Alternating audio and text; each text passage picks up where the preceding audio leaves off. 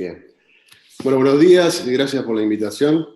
Les voy a presentar las principales líneas de trabajo y resultados de lo que fue la tesis de doctorado de uno de mis estudiantes. A ver si tienen ahora el video. Me acabo de ver que tampoco estaba habilitado. Ahora sí, te vemos la cámara. Bueno, esta tesis tuvo como una de sus aplicaciones principales parte del problema de diseño de la red internacional del Operador Nacional de Telecomunicaciones de Uruguay, que es Antel, y que la tesis se desarrolló en el marco de un acuerdo de colaboración entre Antel y la universidad. Bueno, esto seguramente va a pasar medio rápido porque todo el mundo está muy al tanto de esta tecnología. Les cuento un poco como contexto, ¿no? Internet lo podemos pensar como un arreglo de sistemas autónomos que comparten información de routing mediante el protocolo BGP. En su proceso de decisión, este protocolo usa información de distintos tipos, operativa, administrativa, y también información del protocolo interno de ruteo, porque este último es usado como medio para desempatar en la elección del gateway. Cuando el overlay de BGP entre rutas es un full mesh, o sea, todos se conectan con todos reciben los updates importantes y cuentan, por tanto, con los elementos para desempatar óptimamente desde su propia perspectiva, ¿no? El resultado de este proceso es conocido como full mesh optimality, ¿sí? El problema que tiene este esquema de funcionamiento es que escala poco en la medida que es cuadrático en su complejidad y consume muchos recursos, siendo además que todos los updates BGP tienden a crecer y además son en el orden de los 900.000 hoy, potencialmente con una adyacencia, y además el número ese crece sostenidamente y además el número de routers tiende a crecer también. Entonces, lo que hace tiempo, este problema obviamente es un problema notorio, ampliamente estudiado, para el cual hay más de una propuesta para resolver. Digamos, una es clásica, una de las más clásicas quizás es la elección del uso de raw reflector, ¿no? Los raw reflectors básicamente generan como una especie de variante del overlay en el cual algunos routers, los reflectores, son routers distinguidos que son los únicos habilitados para hacer relay de mensajes, ¿no? Entonces uno tiene que pensar ese overlay en dos niveles, los clientes de los reflectores y los reflectores en sí. Esto de alguna forma garantiza que los mensajes se propagan en la red. El problema que tiene es que cada reflector propaga los mensajes de acuerdo a su propia perspectiva dentro de la red, que no necesariamente es la perspectiva del cliente que lo recibe, ¿no? O sea, el problema acá es cómo nos garantizamos de que todos los routers del sistema autónomo hubieran elegido el mismo gateway que hubieran elegido en caso de tener un full mesh de sesiones. Eso es el problema del diseño del overlay con full mesh optimality, ¿sí? En este proyecto nosotros tomamos eso como un objetivo, o sea, buscar un overlay que garantice la optimalidad a nivel de full mesh equivalente, pero que además fuera resiliente, o sea, que la sostuviera aún después de cualquier falla en la red internacional de Antel en particular, y además lo hiciera con la menor cantidad de reflectores y sesiones posibles, ¿no? En una etapa posterior hicimos el estudio de cómo coordinar eso con el plano de MPLS, y yo les voy a contar eso durante la presentación. Bueno, el problema es un problema muy estudiado, tiene un enfoque, es un problema computacionalmente difícil, no solamente difícil desde el punto de vista tecnológico, sino también desde el punto de vista computacional. Existen algunas heurísticas bien conocidas para diseñar este overlay, algunas están enumeradas ahí, como BGPC, POSAN, ¿no? Incluso hay algunas aproximaciones más recientes, tecnológicas, que hacen uso de la fuerza bruta, en el entendido de que el poder de cómputo es muy abundante, entonces uno puede poner servidores a resolver el problema de todos los routers por separado, y decirle a cada uno lo que tiene que hacer, ¿no? En este proyecto nosotros vamos por la aproximación clásica, ¿sí? Esto es, construimos un overlay de raw reflectors sin zonas, sin segmentos, sin clusters, digamos, de plano. Y aún así hay muchas variantes para hacer esto. Una podría ser, por ejemplo, que solo los routers internos de la red fueran elegibles como reflectores. Es una red IP pura, ¿no? Como segunda aproximación, este problema es complicado, lo fuimos resolviendo en pasos, esa es la verdad. Entonces esta es un poco la secuencia de problemas que resolvimos, ¿no? La segunda aproximación consiste en ver cómo hacer eso y preservando la optimalidad ante cualquier falla simple en un nodo o un enlace de la red. Eso es la resiliencia, ¿no? En una tercera aproximación, dejamos que cualquier router, incluso los routers de borde, pudieran ser reflectores, ¿sí? Esto era muy especialmente crítico en la red ANTE, que es una red internacional, donde la mayoría de los routers sean de hecho routers de borde, ¿no? No podemos excluirlos del espacio de routers que podían ser elegidos como reflectores, ¿no? Y esas un poco son las variantes que exploramos dentro de redes IP puras, ¿sí? Donde el problema es especialmente crítico, porque no solamente uno tiene que tener la red óptima que hubiera elegido, sino que todos los routers en el camino hacia ese gateway tienen que haber tomado la misma decisión, porque si no se pueden generar loops internos en la red, ¿no? Eso hace tiempo que no es un problema, porque la mayoría de los operadores hoy usan para el forwarding dentro de su red MPLS. La única decisión de routing, si se quiere, una red de tránsito, se toma en los bordes hoy. Y dentro de la red, el forwarding es manejado por este protocolo, por MPLS, ¿sí? Con lo cual no hay un problema de potencial de loops de routing, internos al menos, ¿no? Bueno, pero hay un problema para coordinar esos dos órdenes, el del overlay de BGP, que siempre, y además ahora el de forwarding en MPLS. Bueno, eso fue lo que resolvimos como caso de aplicación, ¿no? Y esa es la última variante del problema, que es en la que voy a hacer más énfasis, porque fue la que usamos para diseñar, o para apoyar el diseño en realidad de la red internacional de ANTE, ¿no? Respecto a las versiones anteriores, en este caso, nosotros relajamos algunas de las hipótesis, ¿sí? Por ejemplo, en el entendido que en realidad yo le voy a mostrar un mapa, pero no son routers lo que hay ahí, sino que son POPs, hay más de un router adentro, ya hay clusters de routers en cada POP, y a su vez esos POPs son data centers de tier 3 o 4, ¿sí? O sea que podemos imaginar que tiene una disponibilidad gigantesca, entonces el problema no se centró en ver las fallas de los nodos, ¿no? Sino en ver las fallas de los enlaces, que son los que fallan con una frecuencia mucho más alta, porque la mayoría de ellos son enlaces internacionales. De hecho, esta red, recuerden que es una red de tránsito internacional. Entonces, nuestra aproximación para el problema práctico de este operador fue definir, bueno, los nodos son infalibles en alguna medida. Eso ya lo habíamos resuelto, sí, o sea, era posible, pero no tiene valor práctico en este caso de aplicación. Por el contrario, sí ponemos mucho énfasis en la falla de los enlaces, ¿sí? Tratando de que ante cualquier falla, los enlaces, en la redistribución de ese tráfico, los enlaces no congestionaran, que los caminos que eligieran la red para enrutar los paquetes fuera de delay muy bajo,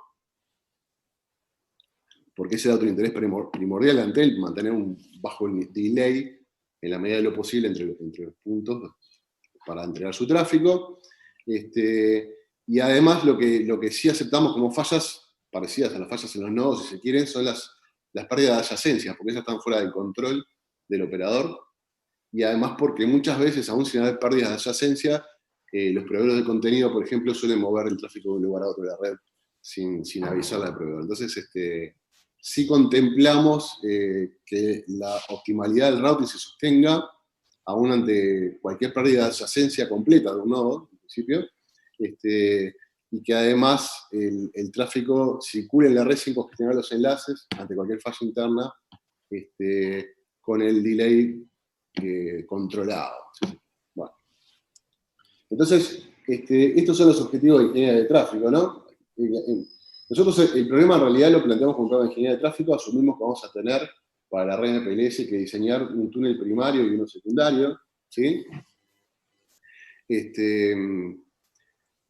Y por otra parte hacemos el ejercicio de ver qué hubiera pasado si hubiéramos usado el EDP. O sea, nosotros asumimos que vamos a usar ingeniería de tráfico, que esto va a estar señalizado con RSVP-TE, para cumplir con esas restricciones de calidad de servicio en delay, y que la ingeniería de tráfico está realizada en forma externa. Este sistema que nosotros armamos determina cuáles son los túneles primarios y secundarios, los caminos primarios y secundarios en cada túnel, y los aprovisiona en la red, ¿sí? Y externamente se asegura de que ese aprovisionamiento sea compatible con estos objetivos, ¿no? El proceso de diseño, entonces, bueno, en realidad tiene dos etapas. O sea, por un lado podemos pensar que diseñamos el overlay de BGP, como ya les había contado al principio, ¿sí? De forma de garantizar la optimalidad del routing ante cualquier pérdida de adyacencia de cualquier nodo, ¿sí? Y después, en una segunda etapa, diseñamos los túneles para garantizar que no haya congestión ante cualquier falla de cualquier enlace interno de la red, ¿sí? Los pasos en detalle están en esta slide y las siguientes, pero a alto nivel, digamos, básicamente se basa en procesar todos los APIs recibidos de todos los routers, siguiendo el Path Selection, el algoritmo de BGP. Luego hace una etapa de post-filtrado, ¿sí? Para descartar aquellos que no hubieran sido usados por nadie, aun cuando hubieran sobrevivido a ese proceso, no hubieran sido usados por nadie, por ejemplo, porque tenían una máscara muy poco específica y siempre había otra más específica para otro router, ¿sí? Eso es un procedimiento bastante complejo, también se hace offline, obviamente, ¿no? Y de los prefijos que sobreviven a este proceso de filtrado, repito, el primero es el propio BGP, el segundo es alguno adicional que busca desestimar, en principio, o sea, que no afecte los objetivos de la optimización de las rutas que no van a ser usadas, ante fallas simples por lo menos.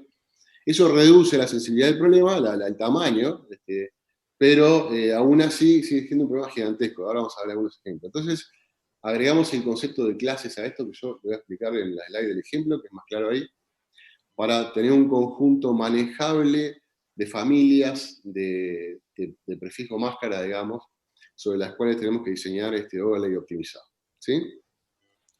Eso define todo lo que es la parte del routing, del overlay de BGP, y después de la segunda etapa, donde tenemos que hacer la ingeniería de tráfico. Bueno, también hay dos variantes en esto. En la primera, nosotros tomamos una foto del tráfico de la red. Para el cálculo anterior también tomamos una foto, pero de todos los updates que la red recibe, ¿no? Ahora tomamos una foto del tráfico que la red está recibiendo. Esa es la matriz nominal, si quieren. Y en una segunda etapa, después de identificar el tráfico por origen y hacer algunas simulaciones de pérdida de adyacencia, construimos una segunda matriz, que es la que nosotros llamamos matriz worst case, y básicamente es una matriz que me determina el máximo tráfico registrado entre cualquier par de nodos de esta red, ante cualquiera pérdida de adyacencia en cualquiera de esos puntos. Eso es una especie de diseño medio paranoico, pero básicamente me asegura que no importa cuál es la red, las adyacencias que yo pierda, el tráfico entre cualquier par de puntos está por debajo del tráfico en esa matriz. ¿Tá?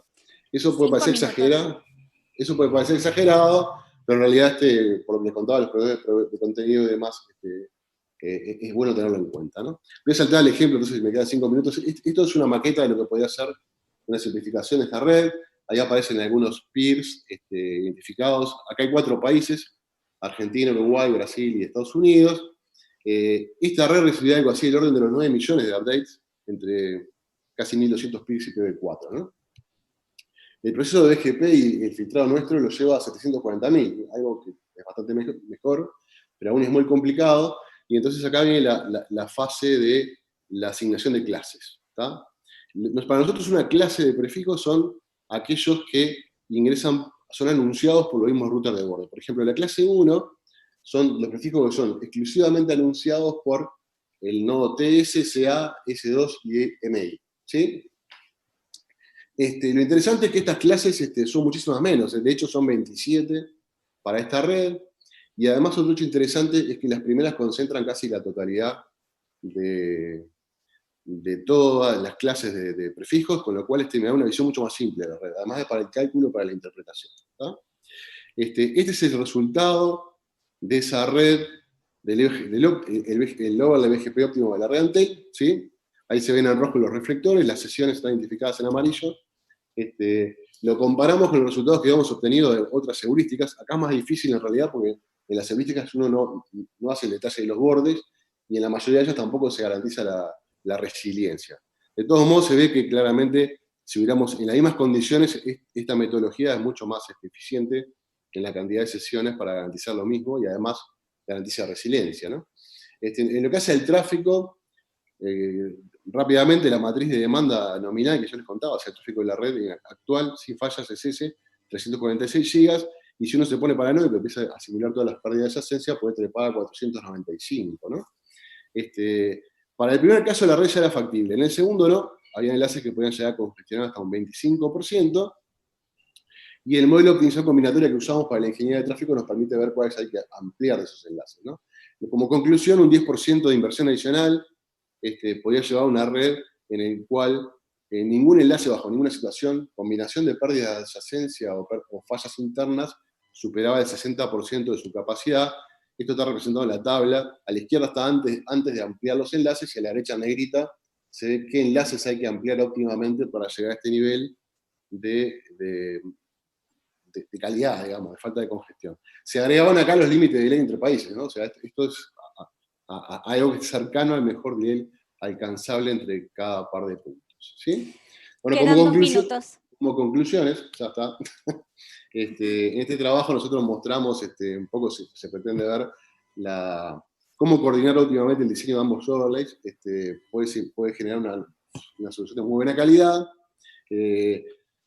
Las instancias eran pequeñas y el uso de clases nos permitió usar solvers estándar del mercado para resolver esto. No hubo que desarrollar heurísticas, pero sí habría que hacerla en algunas instancias más grandes. Los resultados muestran que en la red en realidad es nominalmente factible. Ese escenario que yo les mostré, hay muchos en los que se trabajaban adicionalmente, y que además con un 10% de inversión adicional se puede llegar a una red que tiene unas holguras nunca menores al 40% de la capacidad de los enlaces, independientemente de la combinación de pérdida de adyacencia y fallas. Después es una red tremendamente robusta, ¿no? También se hizo el ejercicio similar con LDP, ¿no? Con LDP, obviamente, es subóptimo respecto a la ingeniería de tráfico, hay que ampliar más los enlaces de la red para llegar al mismo nivel de calidad, entre un 20 y un 20%, un 20 y un 25% de inversión adicional es necesaria en LDP para lograr el mismo nivel que en PMPLS con ingeniería de tráfico, lo cual de alguna forma da, por lo menos para este operador, una referencia teórica de cuál es el costo-beneficio de usar una tecnología o la otra, ¿no? Yo les dejo en la misma presentación una serie de publicaciones que ya son oficiales en varios medios internacionales, de las distintas versiones de estos modelos que les conté. Ahí hay algunas, acá están las otras. Está mi dirección de contacto, por si alguno tiene alguna duda, para ver después. Y en un futuro hay un par de publicaciones más en evaluación que estamos esperando confirmación. Esta se puede enriquecer. Así que nada, no sé si alguien tiene alguna pregunta o prefieren enviármela directamente a mi correo electrónico. No sé cuánto tiempo disponemos tampoco. Yo estoy a disposición para responder lo que se pueda. Gracias, Claudio, por tu presentación. Le preguntamos a Mariela si hay preguntas para nuestro ponente. Hola Claudio, hola Maca. No tenemos preguntas en la sección de preguntas y respuestas. Claudio, ¿podés dejarnos una dirección de email donde contactarte por algún comentario o pregunta que quiera hacerte la audiencia? Sí, está en la última slide. Esta justamente la agregué hoy. Sí, CR. Ustedes están viendo esta presentación, ¿no? ¿Sí? Sí. Bueno, claro. al final dice cerrizo@fin.edu. Por la duda que estudiamos alguna diferencia en los slides. Yo les había mandado otros slides antes y eso no tenía la dirección. Esta sí tiene mi dirección de correo, cualquiera me puede escribir por cualquier consulta y lo vemos en particular. Bueno, muchas gracias. Con esto ya estamos, Macarena. Bueno, gracias a ustedes por la invitación. Gracias, Claudio. Les recordamos a todos los ponentes y moderadores que tenemos